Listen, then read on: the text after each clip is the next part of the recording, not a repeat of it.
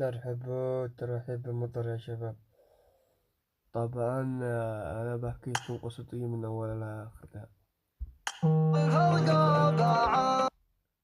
فعلت قناة وشتي حقق هدفي.